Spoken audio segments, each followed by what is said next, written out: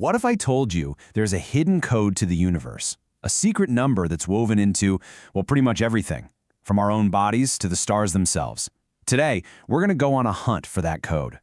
Seriously, just think about it for a second. Have you ever noticed a number that just keeps popping up? You see it in nature, maybe in art, just all over the place. Well, today we're going to look at one number in particular that might just be the key to, well, a much, much deeper code. So, where do we even begin looking for a code like that? Not out in some distant galaxy, not in a complex physics equation. Nope, we start right here, with us. That's right. The pattern begins with you. This isn't some abstract thought experiment. This code is literally written into your biology. You, your own body, are the first clue.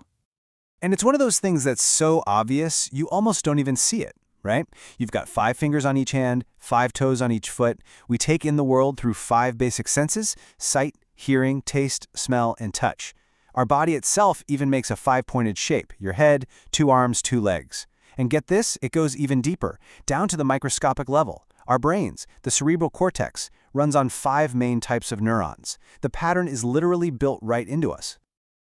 Okay, so you might be thinking, that's a cool coincidence. But this isn't just some weird quirk of biology.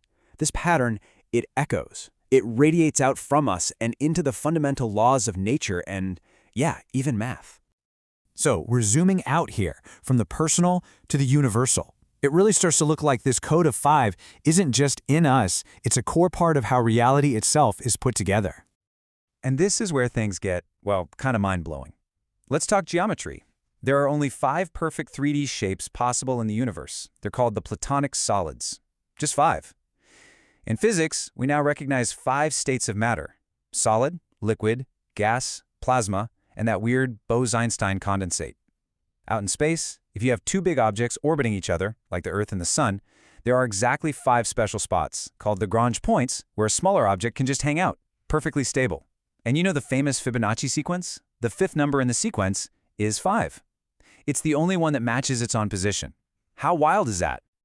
And think about this. For pretty much all of human history, before we had powerful telescopes, what did we see when we looked up at the night sky? We saw the stars, sure, but there were also 5 wanderers, 5 planets visible to the naked eye: Mercury, Venus, Mars, Jupiter, and Saturn. That was it, 5. So, okay, we've got this number baked into our bodies, and it's written into the laws of the cosmos. It almost seems inevitable, then, that we humans would start using it, right? That we'd subconsciously weave it into everything we create, into our very cultures. And you see it everywhere when you start looking. In music, the pentatonic scale, which is the foundation for music in almost every culture on Earth, has 5 notes. And where do we write music? On a 5-line staff. Classic theater, like Shakespeare, structured in 5 acts. The iconic symbol of the Olympics, 5 rings. And it even forms the bedrock of some of the world's biggest religions. Think of the 5 books of the Torah or the 5 pillars of Islam. It's even in the way we think. You know this one. Anytime you want to understand something, what do you ask? Who, what, where, when, and why? The 5 W's.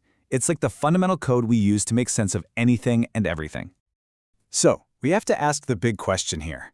Is this all just one giant cosmic coincidence? Are our brains just playing tricks on us, finding patterns that aren't really there? Or have we just stumbled onto something much, much bigger? A kind of blueprint for reality that's been hiding in plain sight all along? Well, what if I told you there's an ancient philosophy that might have an answer? An ancient school of thought from India called Vedanta actually developed a map of human consciousness. And, you're probably not going to be surprised to hear, it's built on a foundation of 5. This map is called the Panchakoshas. In Sanskrit, that literally means the 5 sheaths. And the core idea is pretty fascinating. It says that you aren't just one single thing. Instead, our being is made of 5 distinct nested layers, kind of like Russian dolls, going from the most physical and obvious to the most subtle and deep. All right, so let's unpack this. What are these 5 layers? What do they tell us about who we are? Okay, so here they are, moving from the outside in. First, you've got the Annamaya Kosha. That's the physical sheath. Next up is the Pranamaya Kosha, or the energy sheath. Then comes the Manomaya Kosha, the mental sheath. Go a layer deeper and you find the Vijnanamaya Kosha, the wisdom sheath. And right at the very, very center is the Annamaya Kosha, the bliss sheath. This table really helps break it down. So that first layer, Annamaya, the word comes from Anna or food. This is your physical body, your bones, your muscles, the stuff that's literally built from the food you eat. Simple enough. Then you've got Pranamaya, from prana or life force. This is your energy body. Think of your breath, your nervous system. It's kind of like your vibe. The next layer is Manamaya, from manas or mind. This is your thinking mind, your automatic thoughts, your day-to-day emotions and reactions. But then, deeper than that is Vijnanamaya, the wisdom sheath. This is your intuition, your ethics. It's the part of you that can step back and just observe your own thoughts. It's the witness. And finally, at the very core, you have Anandamaya, the bliss sheath. This is that feeling of pure joy, of being in a flow state, deep connection, pure oneness. So, okay, an ancient 5-layered map of consciousness. That's fascinating. But what does it have to do with us, right now, in the 21st century? Well, it actually gives us an incredible way to think about one of the biggest, most important questions of our time.